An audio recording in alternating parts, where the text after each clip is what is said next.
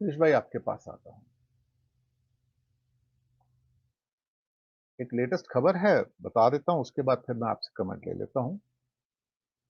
पाकिस्तान की जो defence ministry है और पाकिस्तान एयरफोर्स पीएफ जो है, आजकल वो एक वीडियो रिले कर रही है जिसमें वो बता रही है कि we are getting a new stealth bomber J-31 from China.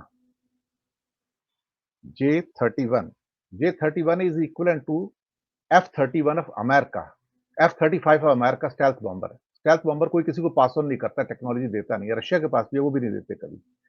China का ऑलमोस्ट रेडी है, China is promise to hand over this one. और वो बड़ा वीडियो है पाकिस्तान एयरफोर्स का, जिसमें बता रहे हैं कि shortly we are going to induct the stealth bomber. हमारा जो राफेल है 4.5 गिना जाता है जनरेशन वाइज, वो फिफ्थ जनरेशन के भी अबव चला जाता है स्टेल्थ स्टेल्थ जो है। और उसकी जो क्वालिटीज हैं काफी, अभी वो ऑलमोस्ट तैयार हो गया है। इंडिया का स्टेल्थ बॉम्बर 10 साल पहले बनना तैयार हुआ था, अभी ड्राइंग बोर्ड पे कुछ बना नहीं है। 4 साल पहले टर्की के साथ भी पाकिस्तान का समझौता हो गया, वो भी बता दूं आपको। 4 साल पहले टर्की ने स्टेल्थ बॉम्बर बनाने का फैसला किया था। पिछले महीने फरवरी में इट हैज फ्लोन सर, और उसकी सारी सारी फॉर्मेलिटी पूरी हो गई है। Now it is going into production. तो वो कितने फास्ट है वो आप देखिए वहां पे। And Turkey has also promise to give Pakistan that one. Pakistan is also getting nuclear submarines and most modern submarines from China, which India also lacks. Sir, एक रशियन सबमरीन है हमारे पास न्यूक्लियर, लेकिन वो ओल्ड जनरेशन की है। तो हम कभी कभी अपने आप को अंडर एस्टिमेट करते हैं और अपने आप को ज्यादा दिखाते हैं, लेकिन दूसरे व्यक्ति भी उतने ही तैयार होते हैं। खैर, ये इंफॉर्मेशन थी जिसके ऊपर हमारा एक एपिसोड भी आने जा रहा है बहुत जल्दी। अब सवाल ये पैदा होता है सर कि इतना बड़ा डिवाइड पैदा करके, जब इतना डिवाइड पैदा हो जाएगा तो देश बट जाएगा। बांग्लादेश अलग क्यों हुआ था? क्योंकि उर्दू इंपोज की जा रही थी उनके ऊपर, और सारा पंजाब जो है पाकिस्तान वाला वो इंपोज कर रहे थे कि तुम बंगाली कुछ नहीं हो। वो दोनों मुसलमान थे, तो वो भी बट गए। सर, हम भी बंटवारे की ओर जा रहे हैं, मैं आपको बताऊं। अगर आपके सारे के सारे ये अत्याचार ऐसे ही चलते रहे तो आप यकीन मानिए, केरल के बाद अब कर्नाटक सुप्रीम कोर्ट चला गया। मालूम आपको सर? आज केरल को इन्होंने ग्रांट्स नहीं दी जो देनी चाहिए थी, और मध्य प्रदेश को पिछले 63 दिनों में 20,500 करोड़ दे दिए, 6 किश्तों में सर, कुल मिला के। मैंने पहले भी इस बात पे जिक्र किया था, एक मेरा एपिसोड भी आया है। कर्नाटक के अंदर हिस्टोरिक सूखा पड़ा है जो पहले 50 साल में कभी नहीं हुआ था। और सेंटर की टीम आई थी अक्टूबर महीने में और कहते हैं हाँ, सूखा बहुत अनप्रेसिडेंटेड है, बारिश बिल्कुल नहीं है। और 90% जो तालुका थे वहां पे बिल्कुल पानी नहीं है और इनको इमीडिएट मदद की जरूरत है। वो फाइल आज भी चक्कर काट रही है। सिद्धारमैया 2 बार जाके दिल्ली मीटिंग कर चुके हैं कि पैसे दो, पैसे नहीं दे रहे हैं। Now they are moving to Supreme Court, और आज के कई इंग्लिश न्यूज़पेपर का एडिटोरियल है उसके ऊपर कि how he is dividing the states on the basis of BJP rule and opposition rule. This is how he is destroying the federal structure of this country. Girish भाई। बिल्कुल सही है दिनेश जी। ये डिवाइडर मास्टरी तो इनकी गुजरात से ही शुरू हो गई थी। यहाँ पे आप देखिएगा इन्होंने कांग्रेस को बिल्कुल सिस्टमेटिकली कैसे खत्म किया, तो वहीं से ये डिवाइड शुरू हुआ। इन्होंने अपने ही आदमियों से पहले अनरेस्ट करा, फिर वो जाके कांग्रेस में बैठ गए, और अभी जैसे फिल्टरिंग हो रहा है आप देखिए, इनके बड़े बड़े स्टालवर्ड्स थे वो पेरोल पे थे। तो अब इनको समझ में आ गया और ये फिल्टर हो रहा है, तो अभी इनकी दिक्कतें बढ़ रही है।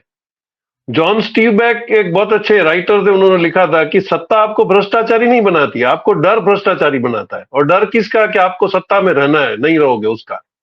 तो अभी जो इनको सत्ता में नहीं रहने का डर सता रहा है, ये इनको ज्यादा भ्रष्टाचारी बना रहा है। ये बॉन्ड वाला जो पूरा सिस्टम ये लेके आए थे, वो इन्होंने इस भरोसे पे फुल प्रूफ सिस्टम किया था कि जनता को तो कुछ पता चलेगा ही नहीं, और इनके पास पैसा है, वो ऑलरेडी उनको सबको पता था कि है। और एक बार मोदी जी, अमित शाह जी ने जो फिगर बोल दिया वो ऑटोमेटिकली डिराइव भी हो जाता है। लेकिन आप देखिए, इनके सारे जो पेतरे थे वो गुजरात में चल गए, क्योंकि यहाँ पे एक माइंडसेट है कम्युनिटी का, वो बिजनेस कम्युनिटी है। वो एक चीज से बाहर जाके अपना पॉलिटिक्स नहीं खेलना चाहती। यही आपका रूटीन महाराष्ट्र में खत्म हो गया, कर्नाटक में खत्म हो गया, साउथ में कभी आपका चला नहीं।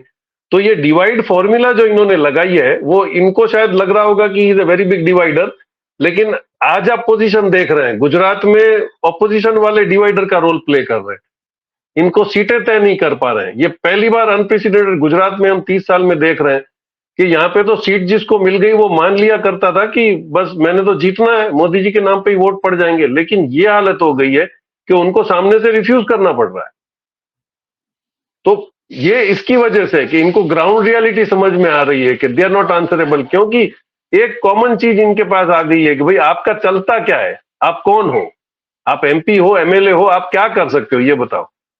अगर पंचायत के इलेक्शन में भी दिल्ली से डिक्टेट्स आते हैं, अगर म्युनिसिपैलिटी में डिक्टेट्स वहां से आते हैं, चीफ ऑफिसर इनके आदमी कौन रहेगा कौन नहीं रहेगा वो डिक्टेट भी दिल्ली से आता है। तो अगर ये सेंट्रली आपने चला लिया गुजरात, तो आपको ऐसे लगा कि ये पूरे हिंदुस्तान में फॉर्मूला चल जाएगा, लेकिन दैट इज मिसफायर्ड।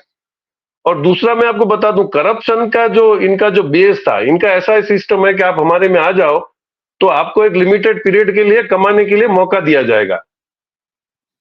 मैं आपको टॉल गेट्स का, मैं आपको प्लाजास का लाइव इंसिडेंट दूं। मैंने उसको स्टिंग ऑपरेशन किया था कि दिल्ली में बैठा हुआ एक आदमी पूरे टॉल के रिक्रूटमेंट देखता है, वो एक्स आर्मी है अनफॉर्चुनेटली टू से, तो वो ऐसे ही करता है, आदमियों से पैसे लेके उनको भर्ती करता है। जैसे ही वहां से इसका सुपरवाइजर बताता है कि इसने इतना रुपया बना लिया है, तो उसको एक दिन करप्शन में पकड़ के निकाल देते, फिर नया आदमी आता है। तो रिक्रूटमेंट से चोरियां होती हैं, आपको इनकलकेट करते हैं कि आप टोल नाके पे पैसा बनाइए। ये सिस्टम पहले से चल रहा था। तो आपने करप्शन को बिल्कुल लीगलाइज करने की जो फॉर्मूला लेके आए थे, वो अब मिसफायर हो रही है। तो गुजरात में जो विद्रोह हो रहा है, वो इनको कोई बड़ा सेंटीमेंट्स नहीं है गुजरात पे, क्योंकि उसने अपना कमा लिया है। अब the second man in line वो बोलता है कि भाई मेरा वारा था अब आने का। कितने इंसिडेंसेस हम पर्सनली जानते हैं कि एमपीज जिनके पास कुछ भी नहीं था, वो 5 साल के अंदर 200 करोड़ की पार्टी हो गई है, उनकी शिपिंग कंपनियां खुल गई हैं, उनके ट्रांसपोर्ट कंपनियां खुल गई। हाउ? तो अगर 5 साल में इतने प्रॉफिटेबल बिजनेस अगर ये हो सकता है, तो I think everybody is inculcated. और झगड़ा भी इसी बात का चलेगा कि भाई मेरा नंबर नहीं आएगा तो मैं विद्रोह कर दूंगा, और यही डर इनको अभी सता रहा है। तो डिवाइडर वाला फॉर्मूला अब ज्यादा चलेगा नहीं, ये डिवाइडर का फॉर्मूला इन पे वापस आ रहा है। जी।